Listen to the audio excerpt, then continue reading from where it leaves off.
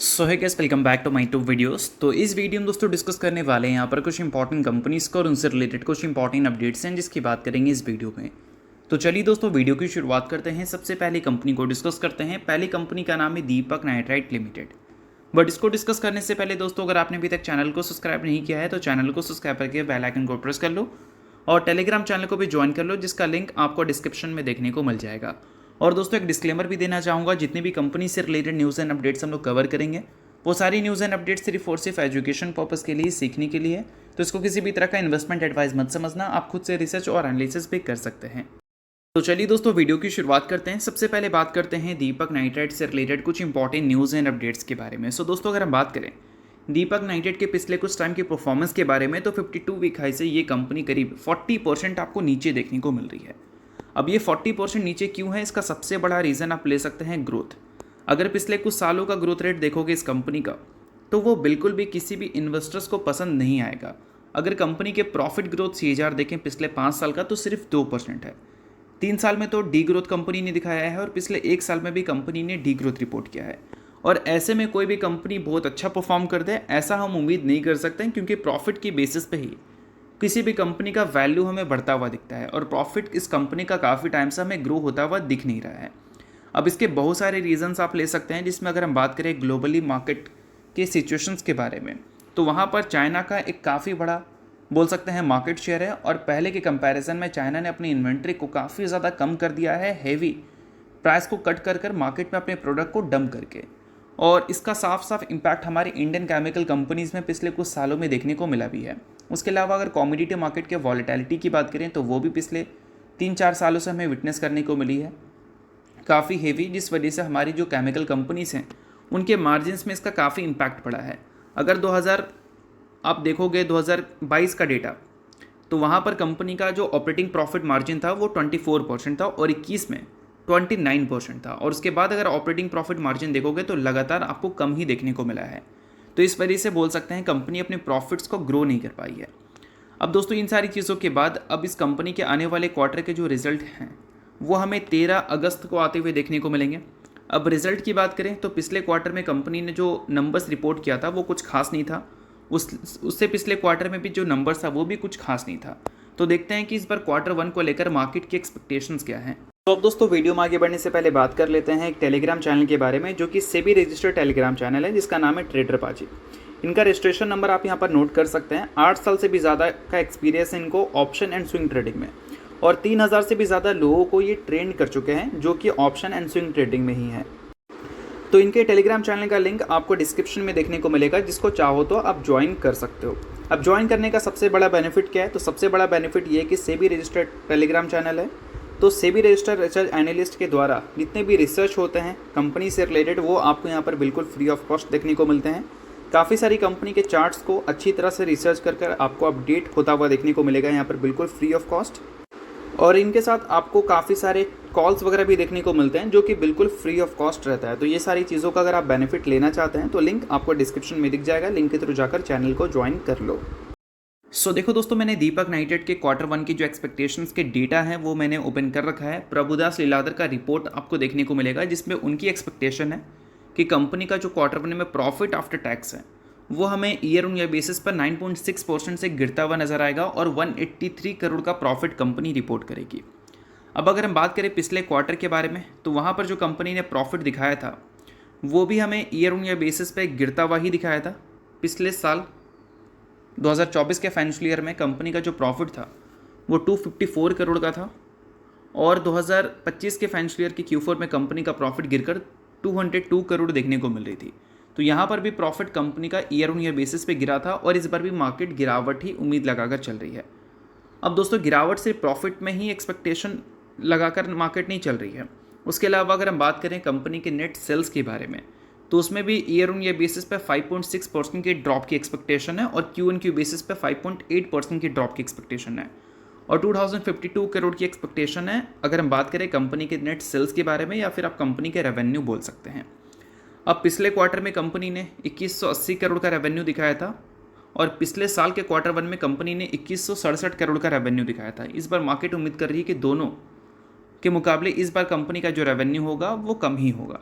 तो देखो इस बार भी मार्केट कुछ खास अच्छा एक्सपेक्टेशन करके नहीं चल रही है, तो हम उम्मीद कर सकते हैं कि आने वाले टाइम में ये जो नंबर्स हैं इसमें इम्प्रूवमेंट आना थोड़ा सा और भी ज़्यादा डिले हो सकता है, क्योंकि काफ़ी सारी सिनेरियोज़ हैं, बट इसमें एक सिनेरियोज़ बोल सकते हैं थोड़ा सा अच्छा है, थोड़ा सा ही अच्छा है, क्योंकि दीपक नाइट्रेट की अगर हम बात करें रेवेन्यू सोर्स के बारे में, तो 2025 के फाइनेंशियल ईयर का जो फर्स्ट 3 क्वार्टर्स था और कंपनी ने जो टोटल रेवेन्यू रिपोर्ट किया था उसका 84% इंडिया से आया था और बाकी का 16% एक्सपोर्ट से आया था। और एक्सपोर्ट में इसकी बहुत सारी कंट्रीज़ में प्रेजेंस है, जिसमें एक नाम आपको यूके का भी देखने को मिलता है। और रिसेंटली FTA साइन आपको होता हुआ दिखा है इंडिया और यूके के बीच में, यानी कि फ्री ट्रेड एग्रीमेंट, तो उससे थोड़ा बहुत आपको एक्सपोर्ट का फ़ायदा दीपक नाइट्रेट लेती हुई दिख सकती है। और हो सकता है कि यूके में इनका जो प्रेजेंस है वो पहले के कंपैरिजन में थोड़ा सा और इंक्रीज़ होता हुआ दिख जाए। तो इन सारी चीज़ों पे आप एक बार ध्यान देकर रिसर्च और एनालिसिस कर लेना, बाकी मैं आपको किसी भी तरह का रिकमेंडेशन नहीं दे रहा हूँ। तो चलिए इसके अलावा बात करते हैं अब अगली कंपनी के बारे में। सो अगली कंपनी का नाम है दोस्तों BEML। रिसेंटली कंपनी ने फर्स्ट एवर स्प्लिट अनाउंसमेंट किया है जो कि 1:2 की रेशो में है। सो अगर आप इस कंपनी के शेयर होल्डर हैं तो बेशक इस न्यूज़ को आप नोट कर सकते हैं, शेयर होल्डर नहीं है इग्नोर भी कर सकते हैं, न्यूज़ थी इस वजह से मैंने बता दिया, बाकी किसी भी तरह का ये रिकमेंडेशन नहीं है। तो चलिए इसके अलावा बात करते हैं अगली कंपनी के बारे में, जिसका नाम है दोस्तों इन्फोसिस लिमिटेड। हाल ही में इन्फोसिस ने अपने Q1 के रिजल्ट को पब्लिश किया था। देखा जाए तो नंबर्स एक्सपेक्टेशन से बेटर थे, चाहे हम बात करें कंपनी के रेवेन्यू के बारे में, या फिर हम बात करें कंपनी के ऑपरेटिंग प्रॉफिट मार्जिन्स के बारे में, या फिर हम बात करें कंपनी के नेट प्रॉफिट के बारे में। Q&Q बेसिस पे नेट प्रॉफिट गिरा ज़रूर था, बट फिर भी एक्सपेक्टेशन जो था उससे कंपनी के नंबर्स हमें बेटर देखने को मिले थे।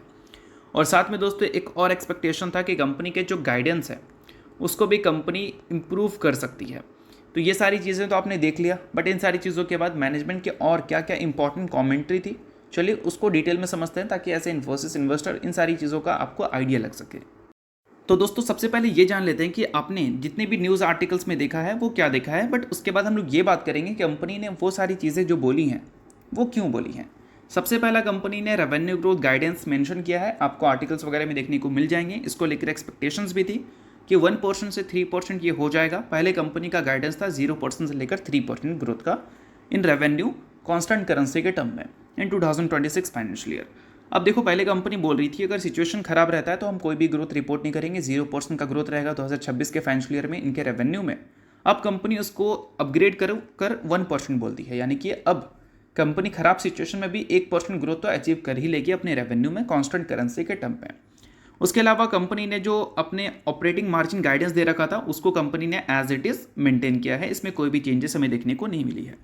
सो अब बात कर लेते हैं कंपनी ने जो गाइडेंस अपना अपग्रेड किया है रेवेन्यू ग्रोथ का वो क्यों किया है। तो देखो दोस्तों बताया है कंपनी ने कि अगर Q1 FY26 की बात करें तो उसकी परफॉर्मेंस कंपनी में अच्छी देखने को मिली, इस वजह से कंपनी ने अपने आउटलुक को बेटर किया है, यानी कि बोल सकते हैं अपग्रेड किया है। तो इसका मतलब ये मत समझना कि जो कंपनी ने अपने आउटलुक को अपग्रेड किया है तो चीज़ें कंपनी के लिए अच्छी हो गई हैं। कंपनी खुद बता रही है कि बिजनेस एनवायरमेंट्स की बात करें तो वो अभी भी अनसर्टेन है। क्यों भाई? क्योंकि टैरिफ जियोपॉलिटिकल टेंशंस अभी भी हमें देखने को मिल रही है और इनके जो क्लाइंट हैं वो अभी भी हमें कॉशियस नज़र आ रहे हैं अपने स्पेंडिंग डिसीजंस को लेकर, और काफ़ी सारे डिसीजन में वो डिले भी कर रहे हैं। तो देखा जाए तो कंपनी का जो गाइडेंस है वो एज इट इज़ मेंटेन रहता, बट कंपनी के नंबर्स अच्छे आ गए हैं, इस वजह से बोल सकते हैं कंपनी ने गाइडेंस को थोड़ा सा अपग्रेड किया है। बट अगर सिचुएशन अच्छा रहता तो कंपनी का जो अपर एंड है यानी कि 3% का नंबर, 1% से 3% कंपनी ने बोला था ना, अगर सिचुएशन अच्छा रहता तो कंपनी 3% को भी चेंज करती, बट सिचुएशन अच्छा नहीं हुआ है, सिर्फ पहला क्वार्टर अच्छा रिपोर्ट हो गया है, इस वजह से कंपनी ने गाइडेंस को ऑलमोस्ट देखा जाए तो अनचेंज ही रखा है। उसके अलावा दोस्तों कंपनी ने ये भी बताया है कि FY26 के फर्स्ट हाफ की बात करें तो वो हमें कंपनी का स्ट्रॉन्ग देखने को मिलेगा अगर हम सेकेंड हाफ के कंपैरिजन के मुकाबले देखें तो, ठीक है।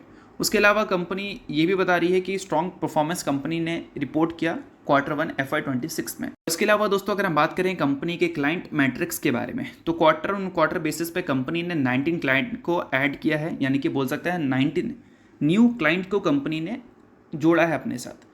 अब अगर टोटल डिटेल देखना चाहो तो $1 मिलियन से ऊपर का जो क्लाइंट है वो कंपनी के पास 1011 है। 8 क्लाइंट को कंपनी ने ऐड किया है जो कि $10 मिलियन से ऊपर के नंबर के हैं, और अभी के टाइम पे टोटल ये जो नंबर वाला क्लाइंट है वो 311 है कंपनी के पास। अगर $50 मिलियन के ऊपर की बात करें तो वो 85 हमें देखने को मिल रहे हैं, जो कि फ्लैट है, उसमें कोई भी चेंजेस हमें देखने को नहीं मिली है। और $100 मिलियन से ऊपर की अगर हम बात करें तो उसको कंपनी ने 2 से बढ़ाया है और 41 क्लाइंट कंपनी के हैं जो $100 मिलियन के ऊपर की डील पे हैं, ठीक है। अब टोटल अगर डिटेल्स देखोगे क्लाइंट के बारे में तो FY25 के Q4 तक 1869 एक्टिव क्लाइंट्स थे कंपनी के पास, जो कि फिलहाल गिरकर 1861 देखने को मिले हैं Q1 तक, और ग्रॉस एडिशन हमें देखने को मिला है लगभग 93 क्लाइंट्स का इस पर्टिकुलर क्वार्टर में। तो ये सारी टोटल डिटेल्स आप यहाँ पर नोट डाउन कर सकते हैं अगर आप इन्फोसिस के बिजनेस को एनालिसिस करते हैं तो चलिए इसके अलावा बात करते हैं अगली कंपनी के बारे में। सो अगली कंपनी का नाम है VBL यानी कि Varun beverages limited. But VBL को डिस्कस करने से पहले दोस्तों अगर आपको वीडियो अच्छा लग रहा है तो वीडियो को लाइक कर दो, चैनल को सब्सक्राइब करके बेल आइकन को प्रेस कर देना और साथ में ऑल पे क्लिक कर देना, और टेलीग्राम चैनल को ज्वाइन नहीं किया है लिंक डिस्क्रिप्शन में है, लिंक के थ्रू जाकर चैनल को ज्वाइन कर लो। अब दोस्तों अगर हम VBL की बात करें तो पिछले कुछ टाइम में VBL की जो परफॉर्मेंस है वो नो डाउट थोड़ी डिसअपॉइंटिंग रही है। 52 वीक हाई से ये कंपनी लगभग 30% के आसपास आपको नीचे देखने को मिल रही है। अब ये परफॉर्मेंस कंपनी के वैल्यूएशन में भी देखने को मिला है, वैल्यूएशंस भी लगभग 30 to 40% आपको नीचे आता हुआ दिखा है। अगर पिछले 5 साल के लोवेस्ट वैल्यूएशंस की बात करें तो उसी लेवल के आसपास आपको ये कंपनी का करंट वैल्यूएशन देखने को मिल रहा है। इसके पिछले 5 साल का जो मीडियन पी है वो 66.5 का है, उससे भी कंपनी का जो करंट पी है वो नीचे है। और बेसिकली ये तब होता है जब मार्केट एंटिसिपेट करती है किसी कंपनी का ग्रोथ स्लो हो सकता है, इस वजह से वैल्यूएशन टूटता है। पिछले 5 साल का CAGR अगर देखोगे रेवेन्यू का और प्रॉफिट का, तो आपको उसको कंपेयर करना है पिछले 1 साल के नंबर से। रेवेन्यू में तो फिर भी कंपनी आपको आगे देखने को मिल जाएगी, बट प्रॉफिट में कंपनी बिल्कुल भी आगे नहीं है अगर पिछले 3 साल के CAGR से कंपैरिजन करें, 5 साल से या फिर 10 साल से। बट ऐसा नहीं है कि ये जो नंबर्स हैं वो सिर्फ और सिर्फ कैंपा कोला के आने की वजह से हिट हुए हैं। बोल सकते हैं और भी काफ़ी सारे फैक्टर है, जिसमें सीज़न जो रहा है समर का वो एक्सपेक्टेशंस के हिसाब से हमें देखने को नहीं मिली है। थोड़ी सी स्टेट्स में हमें जल्दी मानसून स्टार्ट होता हुआ दिखा है, इस वजह से कंपनी का जो 2024 था वो बोल सकते हैं उतना ज़्यादा कमाल का हमें देखने को नहीं मिला।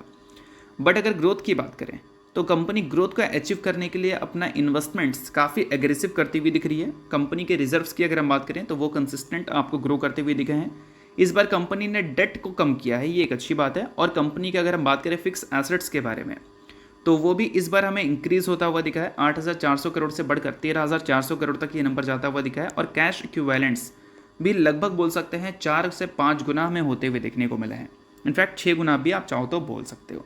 2450 करोड़ का कंपनी के पास करेंट कैश है, तो मतलब कंपनी चाहे तो इन्वेस्टमेंट कर सकती है और खुद को एक्सपैंड भी कर सकती है। अब वो एक्सपेंशन कंपनी इंडिया में भी कर रही है और इंडिया के बाहर भी कर रही है, बट देखना पड़ेगा कि इसका रिजल्ट कंपनी के नंबर्स में हमें कितने टाइम बाद देखने को मिलता है। अब बात करें इसके Q1 की तो वो हमें अगले वीक देखने को मिलेगा। डेट आप नोट कर सकते हैं 29 जुलाई। अब Q1 का नंबर इंपॉर्टेंट है क्योंकि Q1 बेसिकली बोल सकते हैं समर के टाइम पे पड़ता है, और Q1 में अगर कंपनी के नंबर्स इंप्रेसिव देखने को मिल गए तो देखना पड़ेगा कि ईयर ऑन ईयर बेसिस पे वो नंबर कैसा है, क्योंकि हर बार तो कंपनी 20% से ज़्यादा की ग्रोथ दिखाती है, बट Q1 में कितना % की ग्रोथ आएगी वो देखना इंटरेस्टिंग है। तो उस पर आप सिर्फ ध्यान देना। बाकी मैं आपको किसी भी तरह का रिकमेंडेशन नहीं दे रहा हूँ, सभी चीज़ें सिर्फ और सिर्फ एजुकेशन पर्पस के लिए हैं। तो चलिए दोस्तों ये वीडियो यहीं तक था। आप करता हूँ वीडियो आपको अच्छा लगा होगा, लाइक कीजिए, पहली बार सब्सक्राइब कीजिए। वीडियो के लिए बहुत बहुत शुक्रिया।